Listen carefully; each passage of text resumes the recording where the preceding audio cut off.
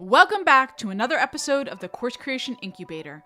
I'm Gina Anativia, your course coach and digital strategist, here to help you get your course done, marketed, and build your online course business. So I'm recording this after the holidays where we had a ton of rain in San Diego. And my husband Alex and I and our 8-year-old Tristan, we were all in the house together for a few days. So we kind of got cooped up together. And there may have been a fight where I screamed about getting breakfast in Coronado and no one was budging. There may have been a meltdown by a course creation consultant. I'm not naming names, but it got kind of ugly. And then there was a break in the rain and we got out of the freaking house and we go to Mission Trails Park, which is a local park that has many different hiking trails. It's gorgeous. And we're walking up one of the trails and we turn the corner and there's this huge rainbow. And we all just stop in our tracks. And we felt it. We felt like the universe was saying to us, it's going to be okay. And then we crushed a 4-mile walk hike, and it felt so damn good. So I see that as a sign when things turn into a shitstorm, there's always something amazing that follows it.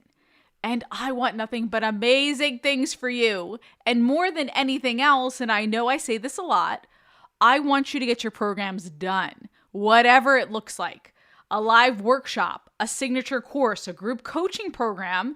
And if you're looking for inspiration about what you want to get done, check out my podcast about the different course structures out there way back in episode 13. Whatever it looks like for you, let's make this the year you make incredible strides in your course creation success. Because the hard truth is, you want to get your course out there, but there are many roadblocks in the way. But if you're listening right now, and you've been listening since the beginning of this podcast, you're committed to getting your course done. And you likely have a great reason that you want to get your program done. Maybe it means more flexibility for you, or getting out of your 9-to-5, or going whole hog into entrepreneurship. Maybe you get to travel more. You get to put yourself out there. I know course creators who travel all the time now because they put out a successful course and they launched it and did great things and they continue to launch it. Maybe you miss hanging out with your kids and you want that leverage and you want that flexibility of time. In today's episode, I'm going to walk through my 5 phases of course creation and talk about the common challenge I see in each phase. So I want you to take notes because if you're preparing to create a course this year, or if you're in the midst of your course, think through where these challenges may pop up for you, and I want you to avoid them. So let's start with phase 1, which is discover. With discover, it's about figuring out why you're doing this, why you're creating this program, and how you're supporting your student. Now, you know this, it starts with a burning challenge or desire, that problem you're solving for. And then you're thinking about your own unique solution that you're bringing to the table. And then the steps to get your student to the transformation. Now, where many course creators trip up, trust me on this, is too much unorganized content. Now, that's where I want you to do my post-it exercise, and you've got your steps and lessons. I'll link to that episode in the show notes. You're focused on the overarching steps or the transformation that you're providing for your students. Another question for this phase: how much content do you really need to include as part of your course? And if you feel like you have a ton of content, you're not alone. I was just talking to a done-for-you client yesterday, and she was laughing. We just got started together, and she says to me, wait till you see how much content I have. Now, to me, it's a little scary, but at the same time, it's exciting because she has something to say. And I know you have something to say. If you want to put out a course or a program, you have a solution that nobody else has, which is awesome. However, you've got to make sure that you're streamlining your content because you might have a tendency to go overboard, especially if this is your first time out. You might want to underpromise, overdeliver, and sometimes that hurts more than it helps your students. By the way, the post-it exercise will help you with that and get you through that so you're not completely overwhelming your student. Now, some of you might want to include longer or in-depth videos because you think it adds a ton of value. But more important than the length is delivering digestible information. So let me give you an example. I bought a 197 course from an online marketing guru. I open up the course. I'm so excited. And it's these hour-long videos. It's 3-hour-long videos. They're not organized. They're not chunked. I think there was one big PDF and then that was it. Now, I didn't want to open it up or I didn't want to go any further because he hadn't organized it in a way that I wanted to even go through the material. Like, I know that 197 is a lower price point, but come on, you got to organize it. You got to break it up. I was a little disappointed to say the least, and I feel like he didn't think about the student or what I really needed. Now, yes, it's a 197 course, but if people are overwhelmed and don't actually use the materials, they're likely not going to buy for him again or refer him to others. You want to think about creating an amazing experience where your student gets results and they'll be eager to buy from you again and again and refer your course to others. This not only helps your students, but it's how you build a course business for the long term. Here's another example. I just bought this replay of this 5-day summit, and I didn't realize that all it is literally the replays. And some of you are laughing at me right now because, Gina, what did you expect? But I guess I was thinking there would be some summary documents in there or some PDFs, handouts. And I would have paid for that. I would have paid for an upsell to summary highlights. Here's the recaps of the sessions that went on. Or another idea is to just put out a separate course. Take the best of the 20 speakers. I think there were 50 plus speakers.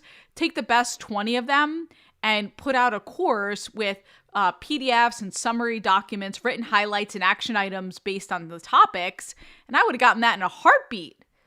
Because after the summit is over, what do I care which speaker went on which day? Because in this case, the archives were broken up by day, which is not how I'm looking for information, right? Think about what your person needs after a live workshop. I wanted easily accessible content. I'm pretty sure your student is looking for that now as well. Always think in terms of what does my student really need and how can I make this a mind-blowing experience for him or her? Because the student doesn't care how many lessons you have. What they care about is a transformation. Are you getting me to the outcome? Are you teaching me what I need to know? So if I think about that course, that 3 1-hour course, my outcome was to learn more about Facebook groups. This is a couple years ago. And I was thinking, how does this get me to my outcome? It didn't, because I didn't even want to really dive into the material. So I didn't learn anything about Facebook groups. Big videos, sometimes big confusion.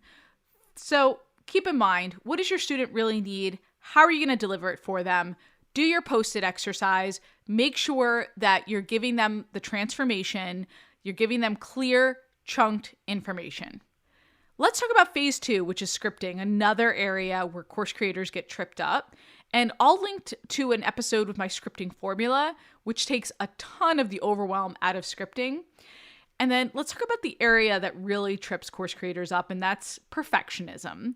I think a lot of us are guilty of this.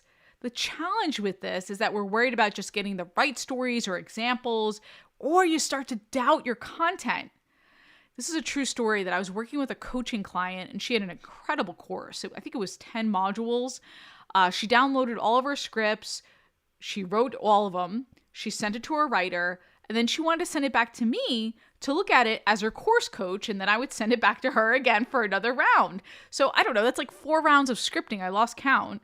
Finally, I said to her, we're not going to get this course done if the scripts have to touch so many hands and in so many ways. Because I got to be honest with you, I thought the first round of the scripts was great. I thought you could go to market with them. I thought they were really smart. There was a lot of richness in there. So I think sometimes we get caught up with it's got to be perfect. It's got to touch these many hands in order to be exactly what my student needs. And that's bullshit, okay? Because your course can't make a difference if it isn't out there, and it doesn't have to be perfect to make a difference. So my suggestion, and please listen to those episodes on scripting, is to download it once, have one person look at it, do a simple edit, and go, go, go. Okay? Your course is never going to be perfect, and that's okay. Phase 3, which is your brand. So this is your design elements, and the big trip up here is brand obsession. So maybe you're worried about your logo, or you're worried about having the greatest website of all time. I've had course creators who postponed their course for months because their logo wasn't quite right. It was the wrong shade of green. This is a true story. Now, does the customer care? Does your student care? No. They don't care that it's the right shade of green. They just don't. They don't care that your website isn't the most gorgeous thing they've ever seen. I had a coaching client who I was trying to help build their course, and they were buying all the URLs they could find. And I know you guys know these people who every week they have a new idea, they buy a new website, a new URL, and guess what? 2 years later, and their course still isn't done. I'm pretty sure they have all these URLs in the world, but no course to show for it. So don't worry about the logo. Don't worry about the website. Don't worry about your design elements. Get something simple done. What have we been talking about here? MVP, right? Minimum viable product. You can always update it. You can always add to it. But don't wait because the logo's not quite right or because you don't have the right pictures for your website. Get a simple photo shoot done, right? It doesn't have to be high end. I just want you to put yourself out there and get your first students through the door. Now we're at phase 4, where you're ready to deliver and record your course, whether that means recording slides with audio or direct to camera or a little bit of both. Now with comparison BS, and this goes in line with perfectionism back with your phase 2 and your scripting, you're worried about the quality of your videos. Maybe you're worried about the quality of your slides. So I had Susie Menkes on the podcast talking about her own recording experience. I'll link to it. She's a wonderful person and a great interview. She does courses about newborn sleep and child behavior. And one of her competitors, and she talks about this in the episode, has this very lovely course where she's teaching direct to camera, beautiful graphics, Oprah lighting. It's incredible. It's just gorgeous. And Susie at the time when she was creating her course says, how can I compete with this woman? Her shoot is amazing. The footage is incredible. So I said to her, you're not going to compete. You're going to come out with your own wonderful course with fabulous content. It's going to be a minimum viable product and you can always build from there. And here's what happened. Susie did put out that MVP. It's an incredible course. It's beautiful. She has beautiful slides on there. She has a couple of direct to camera that she did herself. And it's an awesome course. And now this year, Susie will likely refilm her course. Now, I think it's been about 4 years between that 1.0 and now filming 2.0. That's appropriate for Susie, and that might be appropriate for you as well. But I'm proud of her because she got that MVP out there. Okay, finally, we're on area number 5, and where course creators trip up is recording paralysis. Now, this is real, where after putting in a big portion of the work with your scripts and your slides and your content, it comes time to record, and you're simply overwhelmed when you realize how many videos you might need to record. A few years ago, I was working with a done-for-you client, and he had everything ready for his course. We built the site, the slides were ready, handouts were done, and he started recording, and I think he got through 7 videos. He had about 25 or 30 to do. He also did this direct-to-camera shoot, and he didn't like the direct-to-camera footage. He didn't like these videos he was recording, so he stopped. He had recording paralysis. 2 years go by, and then he comes back to me and he says, okay, I redid the shoot. I'm ready to build the course. 2 years! He was ready to go to market, but because he felt like it wasn't up to snuff, he just stopped. So what can you do to overcome recording paralysis? Reestablish momentum. If you get stuck, don't wait. Please don't wait 2 years. Okay? Make sure you're mapping out your recording sessions in a way that makes sense for you too. Say you have 20 to 25 lessons to record at 5 minutes a lesson. Mark down 2 hours each morning and get it done in, say, 2 weeks. Before recording, get yourself into the mindset of helping your students. I find that when we get nervous about recording, a lot of it is because the attention is on ourselves and what others might think. Focus on your students instead. What you're going to bring for them. Another idea is to celebrate along the way. Can you give yourself a little reward or find a way to celebrate when you complete a module? Hell, when you complete a lesson, a couple of lessons, take a break, celebrate, keep going. I think celebration helps us to build momentum and keep you going. All right, let's recap what you're going to avoid to make sure that you get your course absolutely done this year. 1, you're not going to overwhelm with content. You're going to make sure it's chunked and organized. You're not going to be a scripting snob, a perfectionist, that is. You're not going to obsess over your brand.